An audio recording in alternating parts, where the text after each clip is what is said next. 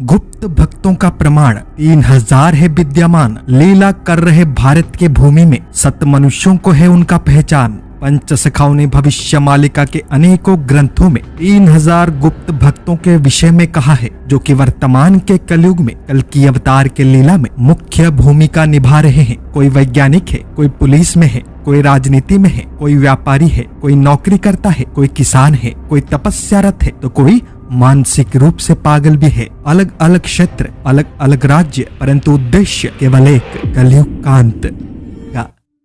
कलयुग केवल नाम आधार, अर्थ कलयुग के कलिग्रासित समाज से केवल नाम ही आपको उद्धार कर सकता है। ये बात आप सबने किसी कथावाचक या दिव्य गुरुओं के मुख से अवश्य सुना होगा, परंतु इसका अर्थ आखिर है क्या?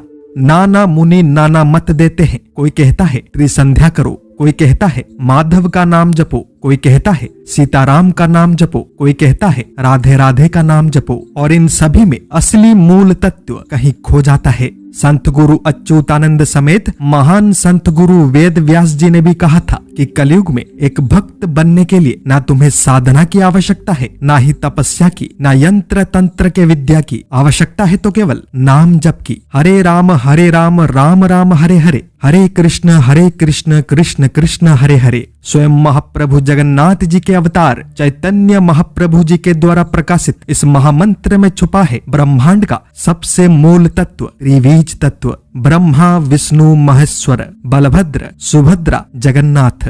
हरे राम कृष्ण। इस ब्रह्मांड का अस्तित्व तब संभव होता है जब ये त्रिबीज तत्व एकत्रित होते हैं, और यदि हम इसी त्रिबीज तत्वों का जाप प्रत्येक दिन करें तो हमारा आत्मा उस परमात्मा से जुड़ जाता है। पाप पुण्य सब समान हो जाता है, माया अस्तित्व सब एक हो जाता है, आत्मा से परमात्मा का मिलन हो जाता है। तुम इस कलयुग में जितना पूजा पाठ कर लो, जितना तपस्या कर लो, तंत्र विद्या का जितना भी प्रयोग कर लो, कुछ काम नहीं आने वाला। परंतु यदि तुम हरे राम हरे कृष्ण महामंत्र को अपने हृदय से भक्ति भाव के साथ जाप करोगे तो परिणाम तुरंत मिलने लग जाएंगे। ये संसार आपसे या मुझसे नहीं चलता, ये संसार धन से नहीं चलता, ये संसार बल से भी नहीं चलता। ये संसार फ्रीक्वेंसी अर्थ आवृत्ति के आधार पर चलता है। सत्य का फ्रीक्वेंसी कुछ अलग था, त्रेता का भी अलग था, द्वापर का भी अलग था, कलयुग का भी अलग है। इसी कारण हमें युगों के अनुसार ही स्वयं के फ्रीक्वेंसी को उस ब्रह्मांड के फ्रीक्वेंसी के साथ मिलन करना है, यानी मैच करना है।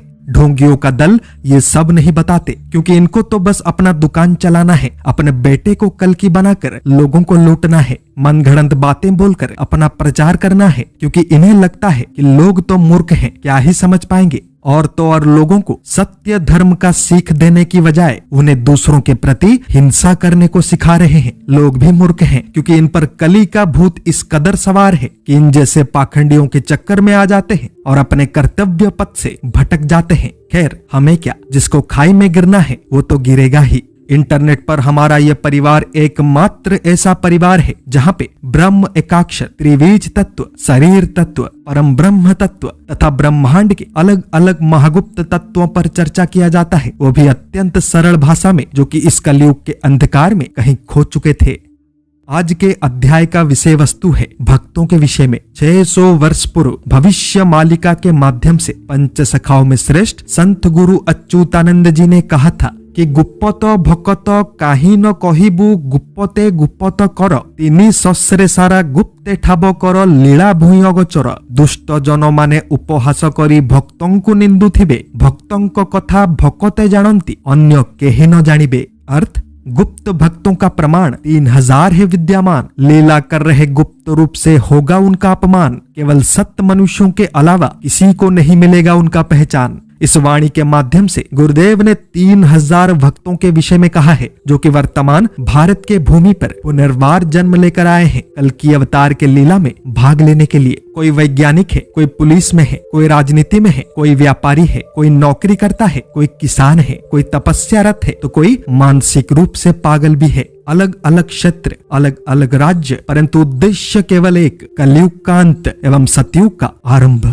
इन 3000 मुख्य भक्तों के अलावा और भी अनेकों गुप्त भक्त हैं। हाँ, उनका कर्म भले ही कल की लीला से संबंधित नहीं है, परंतु गुण व्यवहार एवं आत्मा से वो भी भक्त हैं। गुरुदेव ने कहा था कि चीन जे जापान जर्मनी देशरे बहु भक्त जन्मी थिबे इटाली सहरे दारु ब्रह्म स्थापी नित्य लीला आचरिबे से दिन बिलाते चमक पड़िबो मरिबे गोरु महिषी विद्यालय छात्र युद्ध विद्या शिखी करिबे घोर नीति। अर्थ चाइना जापान जर्मनी जैसे देशों में अनेकों भक्त होंगे। इटली देश में जगन्नाथ जी का स्थापना करके नित्य लीला करते रहेंगे। तब विदेशों में भारी संख्या में गोवंश मारे जाएंगे। छोटे छोटे बच्चों को युद्ध विद्या सिखाते रहेंगे। इस भविष्यवाणी के अनुसार भारत के बाहर भी अनेकों भक्त हैं जो सतयुग के मार्ग पर धर्म का पालन करके युग परिवर्तन के लीला को आगे बढ़ा रहे हैं। आप सबने अवश्य इस्कॉन के विदेशी भक्तों को देखा होगा। कितने स्वच्छ भाव और आदर से उन्होंने सनातन को अपनाया है। उनके भक्ति को देखकर मन आनंदित हो जाता है।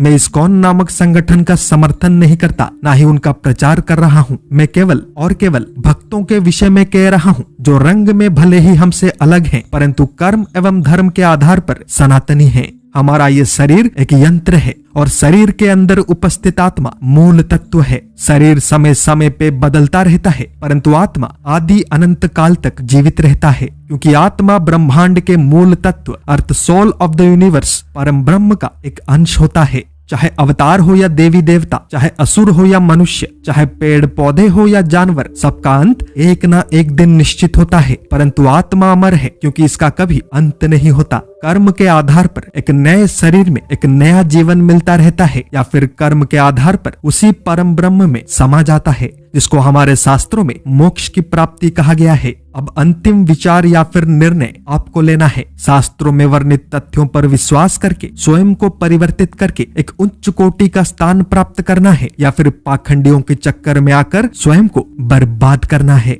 लाइक, शेयर, सब्सक्राइब करें ताकि सच हर घर तक पहुंच पाए। जय जगन्नाथ, जय पंचसखा, जय हिंद।